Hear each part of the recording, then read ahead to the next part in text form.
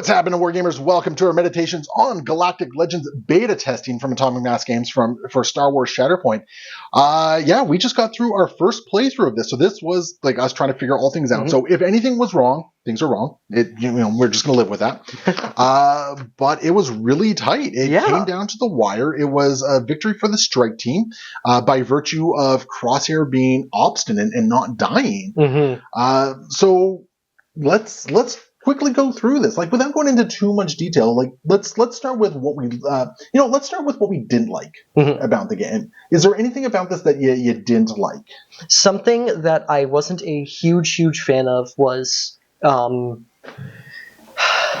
it feels bad to say this because I lost, but the early pressure you were able to put on the objectives.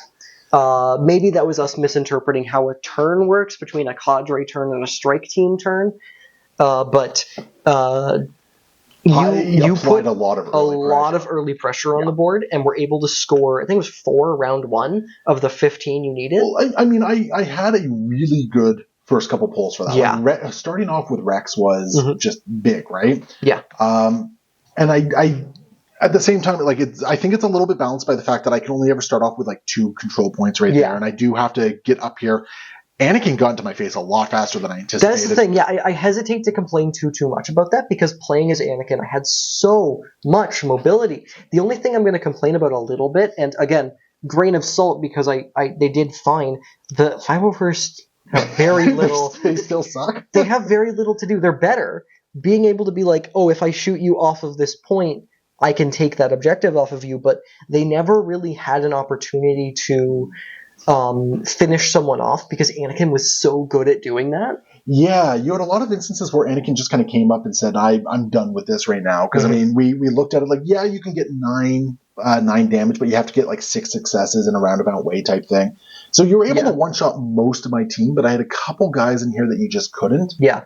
Like Crosshair and Rex were both very, very tough in that regard. But yeah, I agree with you. I think the 501st still felt a little weak.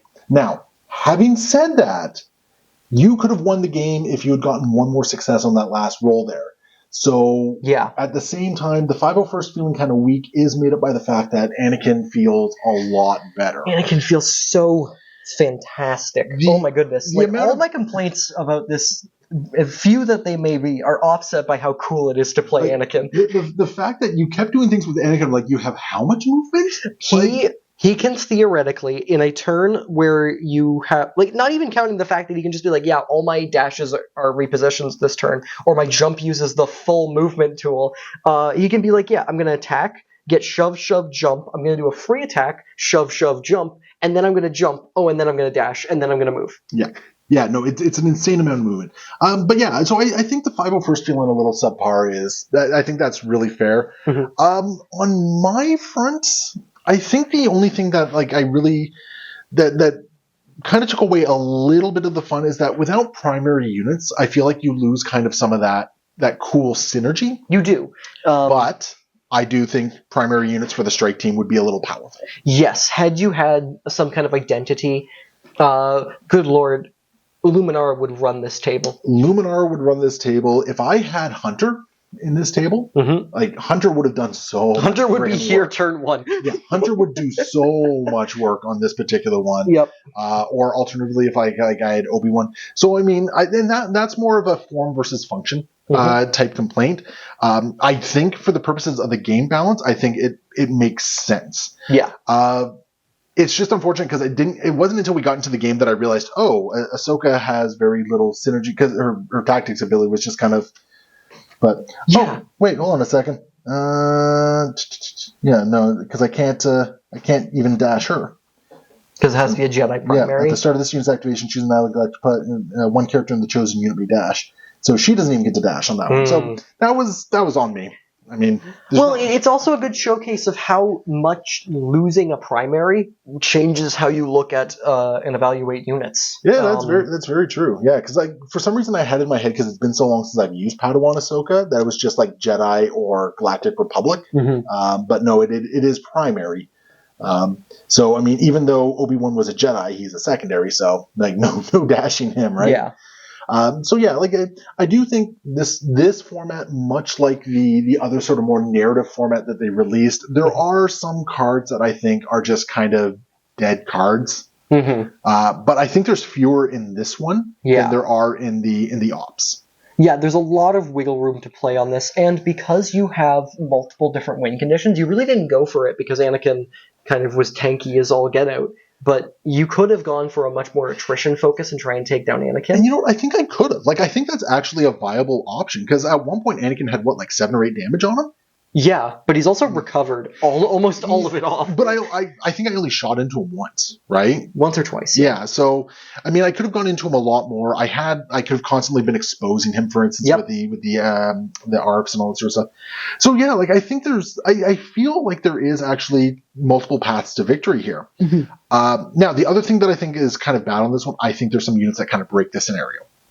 I did not play Obi-Wan efficiently, and I think Obi-Wan could very much break the scenario.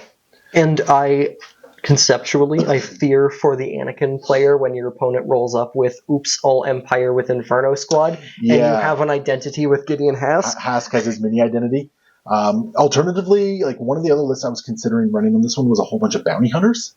Bounty hunters could do some fun stuff. Which could have been really fun because I could have gone each of the new bounty hunter box in there. Oh, I'm so hurt, but I would also love to play that. Because the fun thing about that one is every time you take somebody out, Bosk is just like, all right, let's do this. Just revenge trigger every time you kill someone. Bosk just shoots Bosk in goes the face. Crazy. Which, I mean, now that I've said it, like that just sounds like fun. I don't know the interaction between IG-88 and losing momentum, but because I don't think you can't lose momentum. You can't lose momentum, so I don't think you care that much about. Yeah. Oh no, I'm going to lose momentum when I roll these extra die. So IG-88 and IG-11 comes in. IG-11 just adds 6 dice to their attacks. Oh no. Okay, so here's the other question: if I were to bring in Grief Karga, and there's one job. How does that interact with things? I think because you have to reveal the top card, the top cards are all Anakin. So I think that that would be. And you can never reserve Anakin. So Grief's other ability. Okay, so Grief Karga is a dead character. Not great, no. Yeah, but yeah, being able to bring in like Boba Fett, IG-88. The best part is because it's 11 threat or 16 for each cadre, right? Mm-hmm. Boba Fett and IG-11. Is that's 9 right there. Bosk and the bounty hunters. Boba Fett IG-11 is 4 or 5, so it's 9. 9. Yeah. Sorry, I thought you said 11. Oh, okay, sorry. But yeah, you could bring in all 4 bounty hunters. You have to choose between Jango and another bounty hunter. Oh no. Honestly, I think Jango probably gets the nod in that particular instance. I don't know. Maybe there's probably a very good argument that you don't take Dengar, but I won't listen to that argument. I just think his crackback. Or do you take Aura Singh? Why would you do this to yourself? IG-88 adding 3 dice to Aura Singh. I don't hate that actually because you can't lose momentum. Ooh, yeah, you can't lose momentum. Did Aura Singh just break this? And Aura Singh gets a second attack. So, oh no, I actually love Aura Singh for this. Yeah. So Aura Singh could actually be fun because you could have basically 5 bounty hunters on the table. Yep. And then what you could do, depending on how the points go down, I wonder if you could somehow fit Han and Chewie in there with Payday. Yeah. And make them a bounty hunter as well. You're bringing in a lot of 5s at this point. There's 2 5s. No, 3 5s if we're taking an IG-11. Because there's 6 bounty hunters. There's 6 bounty hunters. IG-11 is a 5, IG-88 is a 5. Aura Singh and then Han Chewie. If we're bringing Aura Singh. Yes. If we're bringing Aura Singh. I think this is the place you bring Aura Singh, though. So, yeah, you might not be able to do it because I don't think we've brought enough 3 threat. Well, I guess because you still have 2 supports that are non-bounty hunters. You could bring some 3s in there and make up the points, right? Yeah.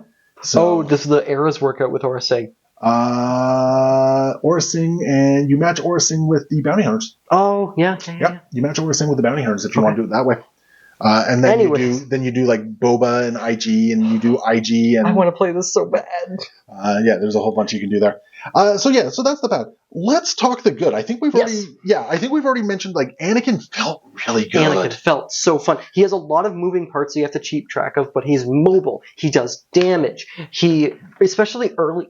I also want to say whoever designed his force economy, I think, did a phenomenal job. I started the game literally unable to spend force, and I ended the game with no force. Once you hit the dark side, and he was able to spend 5 force in an activation potentially. Yeah, you hit that dark side. It's like, oh yeah, force be gone. Yeah, his force economy felt amazing. And then it felt perfect right at the end. Every one of your Anakin activations, I'm looking at this going, it's like, oh god, what's he going to do to me? He has so many cool abilities. The deck giving him those really fun extra abilities. These Shatterpoint abilities, we only really did the... we only did the Shatterpoint once. Yeah, that was redeploy. Yeah. Whenever an ally character would move or dash, they may reposition. Yeah. The one that really jumped out to me is finish the job. When he uses a 5-die attack, he actually uses his full defense attack. Yeah, and that's crazy. I'm so glad you didn't get that at the very end there. Like, that would have blown this wide open. But yeah, Anakin felt fantastic in this game. I also want to say I actually kind of dug the way the objectives work on this. The objectives were really creative. It took me a little bit of reading to figure out how they worked, but the idea of these like tiered objectives that you have to advance up the board at me. Yeah. It was really interesting. I was not allowed to create a gun line and just hang back. Yeah. Which was huge. But it also creates this interesting situation where I literally had units moving up the flank here. Mm-hmm. I had units like sort of in the middle, and I had units over here as well. Like it created a dynamic. It was very dynamic, and because you scored them relatively quickly, because like you got rid of tier 1 in 3 turns, in 3 rounds. Mm-hmm. It was a relatively quick advance up the board. Yeah, no, it felt like you had progressive waves, which was really kind of cool. So I really got to like that. One thing I do want to touch on, I think they need to clean up some of the language in the rules, because we had some uncertainty as like how the actual turn breakdowns happen. Yeah, strike team turn versus a cadre turn versus a round. We had some uncertainty like on the victory tracker. You eventually start the strike team eventually starts refreshing force. Yep. There was some uncertainty there. We ended up figuring out it's like, okay, well the strike team they're specifically talking about a strike team turn versus as opposed to a cadre turn. Yeah. So we went with the interpretation that okay, we get 1 force refresh whenever that turn is, not 1 for each cadre activation. So that's something right there that I just want them to clean it up a little bit so there's a little bit less ambiguity. Mm-hmm. And I mean, I think there's a couple other places that I'd have to do another read through, but I think there's a couple other places where a little bit of cleanup could go a long way just to make it a little bit less ambiguous. I do want them to sort of redo the objective map a little bit, make it a little bit clearer of where the objectives go. Yeah, it's a very rough map, but once it's a beta. Yeah, actually, hand me the map. Sure. Hand me the map for a second, just so I can get it on camera. Because this is turning into a bit of a review as well. Right? Yeah, so like that's the map right there. It's relatively clear, but the problem is like in some cases it almost looks like some of the movement sticks overlap the others. Mm-hmm. So it created some confusion as like, okay, well, where does this 3 end? Where does that 4 end, right? Mm-hmm. So it just created a little bit of confusion. I think in the end we got it right. I think so too. But just little things like that. Like they can clean it up a little bit. But otherwise, I really dig this. I want to see more. I'm excited to try out the Asajj one. Yes, and something that I really dig as like a conceptual thing coming from MCP's Ultimate Encounters. Those are very, very specific to the character. And the fact that you could play this Ultimate Encounter, Legendary Encounter. It's unclear which one they're referring to. You could play this mission we just played and swap out Asajj and kind of play that sort of modally. I really like that. Mm-hmm. You could agree, like, oh, we're going to play a Legendary Encounter. We're going to play this one. I'm going to bring this character this time. And I think they could do some really interesting things with that, especially because each mission changes the win condition without affecting who the ultimate enemy is.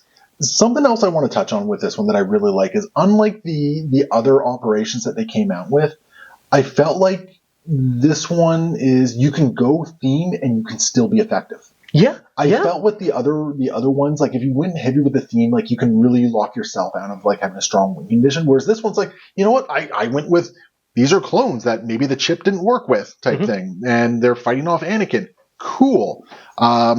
So I mean, I went with theme here. And it was kind of cool. It kind of worked, and I never felt like I was out of the fight as a result, which was really kind of cool. Mm-hmm. So yeah, I mean, Alex, in my opinion, I think these are a win so far. I am super digging this. I'm looking forward to see where they go from this. I'm looking forward to seeing what other legendary encounters they make, what other give us an galactic Order threats 66. they make. Oh, Give Order us an Order 66 would be great. where it's just like it is a Jedi primary, right? Like just give us an Order 66. Yep.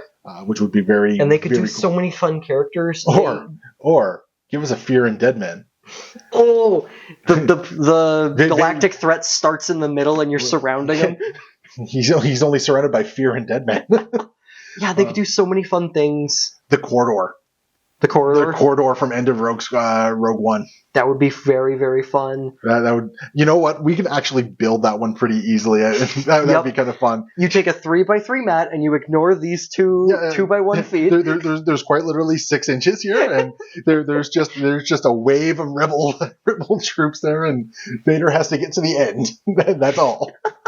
Vader has to get here. You have to body block him for the end. Yeah, you have to body block. This is Operation Meat Shield. So yeah, there's a lot that they can really do with this. I'm excited to see what they do with it. And Frank, I think this is actually a mode that could get people into Shatterpoint. I think so too. This is very, very fun, especially because, like, yes, Anakin Skywalker's got a lot of things to deal with, but I was playing 3 models. You were playing 3 models. Yeah, you did not have much. Actually, you still had a bit of a mental load going on because you had a lot going on. There was so many moving parts. I did miss an opportunity to flip him to Tempted by the Dark Side because there are so many moving parts. You know what? I'm not used to using as many troops in this instance as well, so I'm pretty sure I missed a couple things myself. Yeah, but there's I don't think much going on. I don't think mine was as important as yours, though. The other thing is you were playing with characters we've seen a whole bunch, who are doing things we've seen a whole bunch. This is a totally new character than the Anakin I've seen before. Yeah. I think the last thing I'm going to say, though, is that if you go into playing this game mode, talk to the opponent and come to it with the same understanding. If one person is coming with it with like they're just going to game the system and win, it might not be the mode for you. But if you want to create a story, there is an expert difficulty. That's fair. That's fair. And as I understand it, that would make it a little bit weirder, but but you can play around it. But anyway, so I think generally we're both on board and we're excited to see what they do with it. Please make more of this. I love this. Definitely. All right. And also, thanks so much for the beta test. This is such a great way to get into the community. That was a great little drop. This was a great idea. Whoever's idea it was to have us kind of play it for you. Give that intern a raise. Yes, give that intern a raise. That's what happened. An intern accidentally publishes like, oh no, we need to do something. Give that intern a raise. So there we go. I think we're both on board with it. Get involved in the comments below. Let us know if you've tried this out. Let us know what you think about it. Tell us how your experience went with it, if you enjoyed it, if you had some more concerns. We want to hear about it. Let's do it. Anyway, we'll see you guys next time. Happy wargaming.